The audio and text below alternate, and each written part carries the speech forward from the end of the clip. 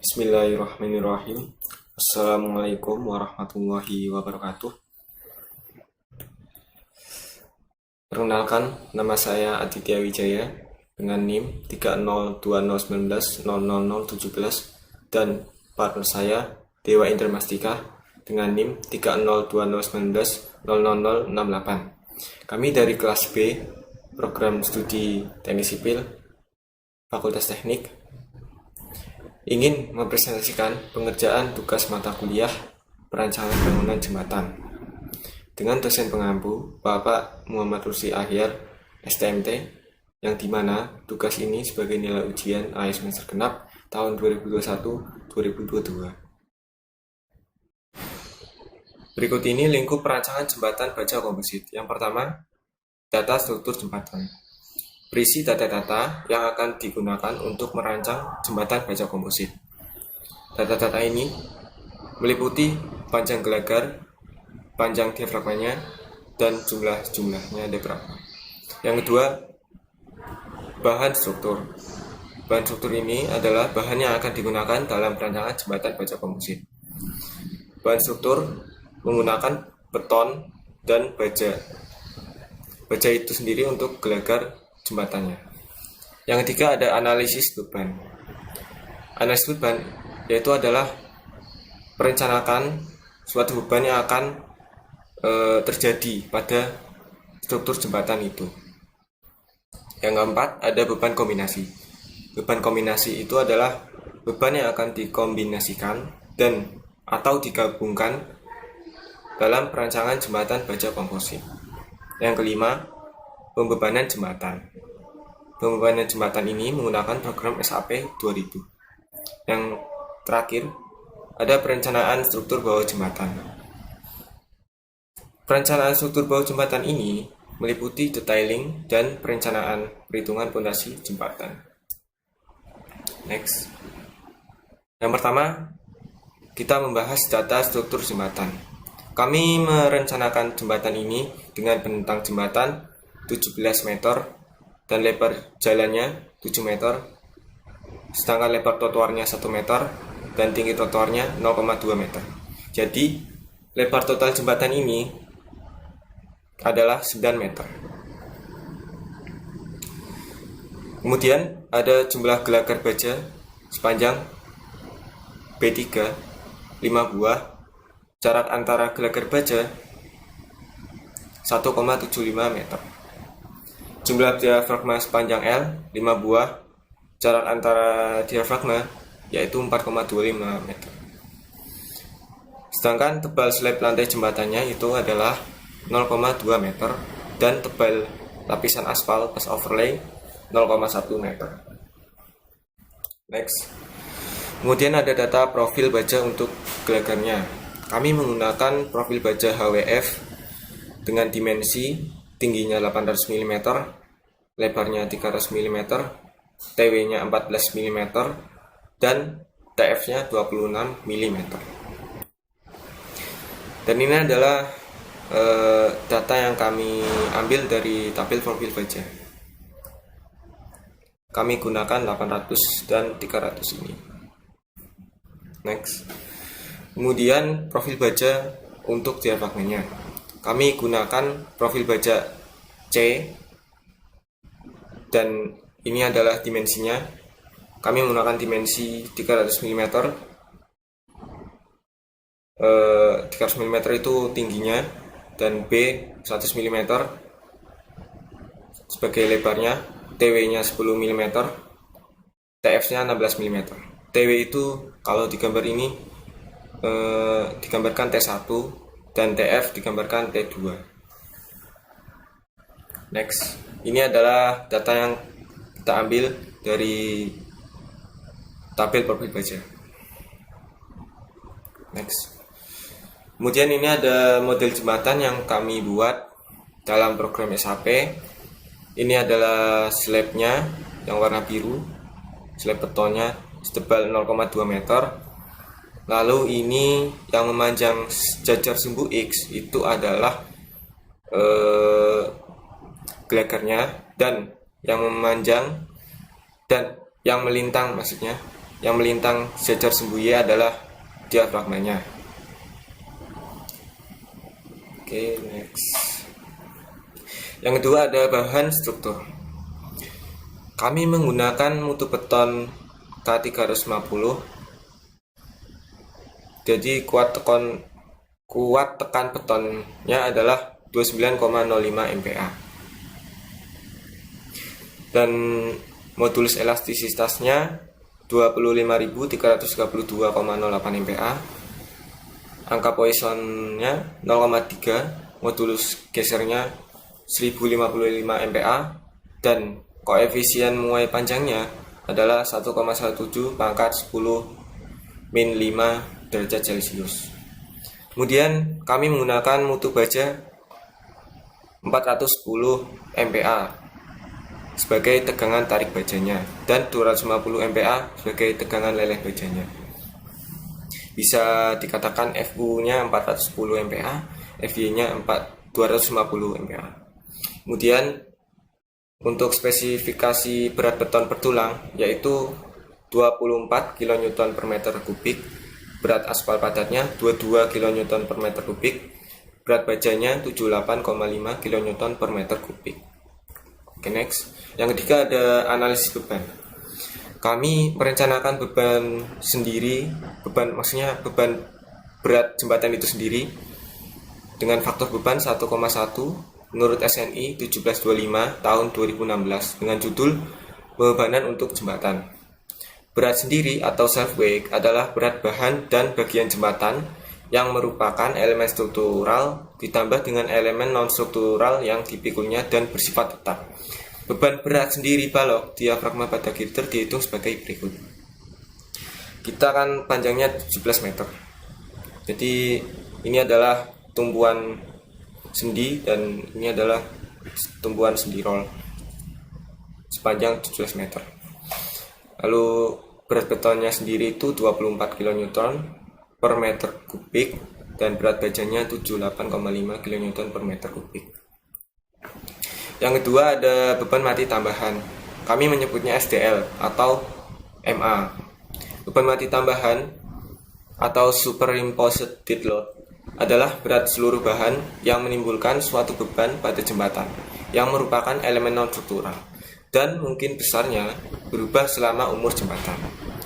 Jembatan dianalisis harus mampu memikul beban tambahan seperti yang pertama ada penambahan lapisan aspal atau overlay di kemudian hari. Yang kedua ada penambahan railing kolong dan pipanya sebanyak 8 buah, panjang bentang gelagarnya 17 meter. Untuk beban mati tambahan itu sendiri menggunakan faktor beban 1,4 menurut SNI 1725 tahun 2016. Ini adalah perhitungan beban dengan tabel dan disimpulkan beban totalnya adalah 7,884 kN per meter. Kemudian yang ketiga ada beban lalu lintas. Beban lalu lintas itu sendiri terbagi menjadi 3, yaitu beban lajur atau kita sebut BTR, beban garis atau kita sebut BGT, dan beban pejalan kaki sebut saja TP. Yang pertama, beban lajur atau BTR. BTR itu adalah beban terbagi rata, mempunyai intensitas 1 kPa dengan besaran Q tergantung pada panjang total yang dibebani L, yaitu sebagai berikut. Jika L kurang dari sama dengan 30 meter, maka Q-nya 9,0 kPa.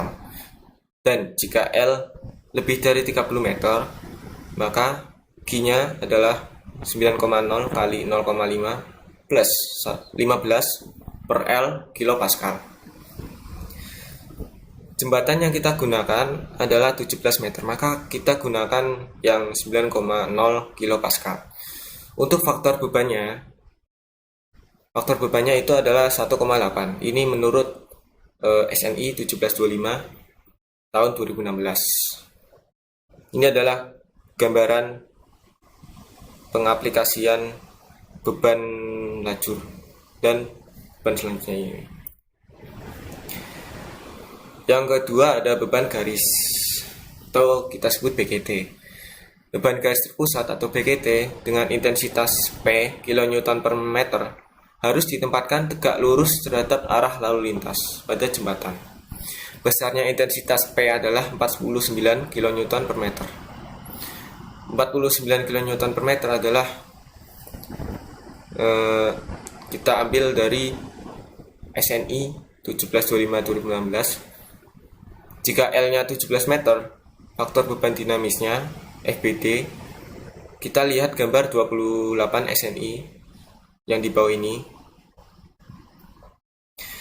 Panjang jembatan kita adalah 17 meter, jadi kita ambil 40% pada faktor beban dinamisnya. Maka beban BGT dikalikan dengan faktor kebesaran 40%. Maka BGT P sama dengan 49 kali 0,4 sama dengan 19,6 kN per meter. Lanjut. Kemudian ada beban pejalan kaki atau TP. Semua komponen trotoar yang lebih lebar dari 600 mm harus direncanakan untuk memikul beban pejalan kaki dengan intensitas 5 kPa dan dianggap bekerja secara bersamaan dengan beban kendaraan pada masing-masing lajur kendaraan.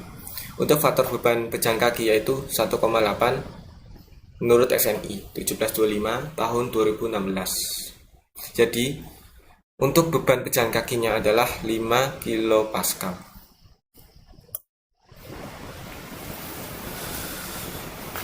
Kemudian ada beban aksi lingkungan.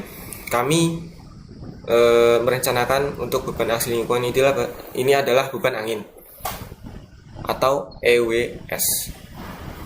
Untuk bentang jembatan L 17 meter yaitu 17.000 mm, tinggi gelagarnya 800 mm, tinggi lantainya 200 mm. Tinggi gelagar ini adalah sama dengan tinggi profilnya yang kita gunakan, yaitu profil HWF. Tinggi total strukturnya 800 plus 200 sama dengan 1000 mm atau 1 meter. Maka luasan total struktur yaitu 1000 dikali 17.000 mm sama dengan 1,7 kali 10 pangkat 7 meter persegi. Ini adalah luasan total strukturnya. Untuk beban angin pada struktur, kita ambil 0,0024. Kita bisa lihat tabel di samping ini. Kita ambil angin tekan karena angin bersifat menekan struktur jembatan itu sendiri. Kita ambil balok, jadi 0,0024. Kemudian beban angin pada struktur ini hasilnya adalah 4,08 ton. Kita kalikan dengan luas total strukturnya. Lalu yang terakhir, beban angin diaplikasikan sebagai beban tiap join. Join yang kita rencanakan pada program SAP ada 7 join mengarah sumbu Y atau sejajar sumbu Y, yaitu 7 join. Maka 4,08 dibagi 7 yaitu 0,5828 ton per join. Kalau kita turunkan ke kilonewton yaitu menjadi 5,828 kilonewton. Untuk faktor bebannya yaitu 1,4 menurut SNI 1725 tahun 2016. Oke, lanjut. Yang keempat ada beban kombinasi.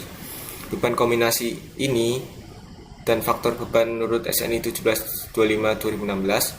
Kombinasi yang dipilih yaitu kuat 1 dan kuat 3. Karena kami mengambil ini karena kombinasi pada jembatan dalam keadaan normal tanpa perhitungkan beban angin. Yang kedua, kombinasi 3 karena kombinasi akibat dikenai beban angin berkecepatan 90 km per jam atau hingga 126 km per jam. Ini adalah tabel 1 menurut SNI 1725 tahun 2016. Jadi rumus kombinasi yang digunakan adalah kuat 1, 1,1 ms plus 1,4 ma plus 1,8 kali TD plus TP. Dan kuat 3-nya yaitu 1 ms plus 1,4 ma plus 1,4 kali EWS. Oke. Untuk selanjutnya, untuk penjelasan tentang pembebanan jembatan menggunakan program SAP akan dilanjutkan oleh partner saya, Dewa Indramastika. Selanjutnya di sini saya akan membahas tentang pembebanan jembatan menggunakan program SAP 2000. Seperti pada umumnya perencanaan, yang pertama yaitu memodelkan perencanaan desain yang akan direncanakan. Selanjutnya menentukan bentang jembatan yang akan direncanakan. Pertama, material jembatan yang digunakan pada jembatan baja komposit ini yaitu beton K350 dan tipe baja 41. Selanjutnya, profil penampang jembatan pada jembatan baja komposit ini yaitu ada diafragma menggunakan profil baja 300 x 100 dan untuk gelagarnya sendiri menggunakan profil baja 800 x 300. Selanjutnya membuat plat. Untuk slab jembatan sendiri dengan menggunakan ukuran 20 cm yang diakumulasikan menjadi 0,2. Selanjutnya ada kotak dialog different load combination, yaitu di mana beban kombinasi dibagi menjadi beberapa bagian. Yang pertama ada kombinasi 1 yang di dalamnya ada beban dead, SDL, dan live. Dan yang kedua ada beban kombinasi 2 yang di dalamnya ada beban dead, SDL, dan angin. Mengatur pembebanan. Selanjutnya ada kotak dialog penambahan beban. Di dalamnya ada beban mati, beban SDL, beban SDL sendiri yaitu beban mati tambahan, dan ada beban hidup, dan juga ada beban angin. Selanjutnya area pembebanan pada jembatan baja komposit ini yaitu yang pertama ada aspal dan overlay, yang kedua ada trotoar beton, yang ketiga ada railing kolom, dan yang terakhir ada pipa 2 baris berjarak 2 meter. Selanjutnya hasil pemrograman dari SAP 2000 hasil deformasi struktur. Bisa dilihat deformasi struktur beban mati, deformasi struktur modal, deformasi beban mati tambahan atau SDL, dan deformasi struktur beban hidup. Selanjutnya ada deformasi struktur angin, deformasi struktur kombinasi 1, deformasi struktur kombinasi 2, serta warna rasio yang berwarna hijau yang menandakan jembatan komposit ini aman.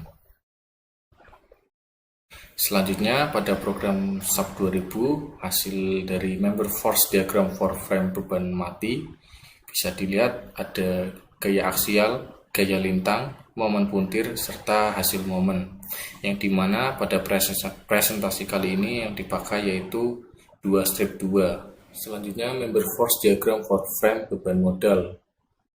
Pertama hasil dari gaya aksial, yang kedua gaya lintang, yang ketiga momen puntir, yang keempat momen. Selanjutnya member force diagram for frame beban mati tambahan atau SDL. Yang pertama hasil dari gaya aksial, yang kedua gaya lintang, yang ketiga momen puntir, dan yang keempat hasil momen. Selanjutnya member force diagram for frame beban hidup. Yang pertama hasil dari gaya aksial, yang kedua hasil dari gaya lintang, yang ketiga momen puntir, yang keempat hasil momen. Selanjutnya hasil dari program SAP 2000 member force diagram for frame beban angin. Yang pertama yaitu gaya aksial, yang kedua gaya lintang, yang ketiga hasil momen puntir, dan yang keempat hasil momen. Selanjutnya ada hasil dari member force diagram for frame kombinasi 1. Yang pertama ada gaya aksial, yang kedua gaya lintang, yang ketiga momen puntir, dan yang keempat hasil momen. Selanjutnya member force diagram for frame kombinasi 2. Yang pertama gaya aksial, yang kedua gaya lintang, yang ketiga momen puntir, dan yang keempat hasil momen. Pembahasan selanjutnya yaitu perencanaan struktur bawah jembatan dengan jembatan tipe baja komposit. Yang pertama, desain abutment. Berdasarkan data perencanaan struktur di atas, direncanakan struktur bawah abutment dengan jenis tipe T, tembok penahan dengan balok cantilever, tersusun dan memanjang sebagai plat kekuatan dari tembok. Spesifikasi material yang digunakan yaitu yang pertama beton dengan kuat tekan beton FC Aksen 350 MPa, modulus elastisitas beton EC 4700 MPa, angka Poisson 0,30, modulus geser 1055, dan berat jenis beton YC 2400 kg meter kubik. Selanjutnya baja tulangan. Menggunakan modulus elastisitas baja ES 200.000 MPa, tegangan leleh tulangan geser FYS 420 MPa, tegangan leleh tulangan utama 420, dengan berat jenis baja 7.850 kg meter kubik. Selanjutnya, pembebanan struktur. Data yang digunakan pada analisis pembebanan pada struktur abutment jembatan direncanakan untuk dapat menentukan beban struktur atas dan aksi lainnya ke struktur fondasi. Dari perhitungan pembebanan maka dapat ditentukan jenis fondasi yang cocok sesuai pemodelan jembatan. Berdasarkan bentang struktur jembatan yang dilakukan pemodelan dimensi struktur abutment, pemodelan struktur mengacu pada SNI 2451/2008 tentang spesifikasi pilar dan kepala jembatan. Data struktur abutment dapat dilihat sebagai berikut. Dengan H 9 meter, H1 0,7 meter, H2 1,4 meter, H3 0,4 meter, H4 0,5 meter, dan H5 0,6 meter, H6 4 meter, dan H7 0,6 meter.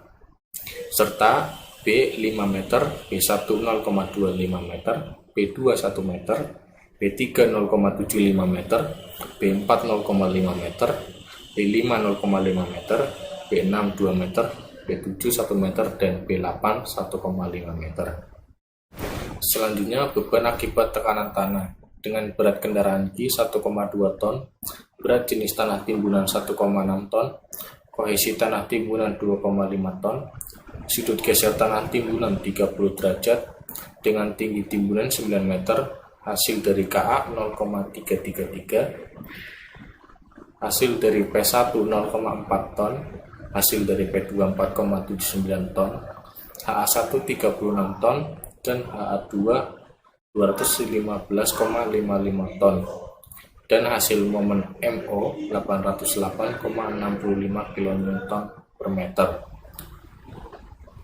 Sekian presentasi pembahasan dari kelompok kami dengan pembahasan perancangan bangunan jembatan baja komposit. Apabila ada salah dan kurangnya mohon maaf. Wabillahi taufiq wal hidayah. Wassalamualaikum warahmatullahi wabarakatuh. Terima kasih.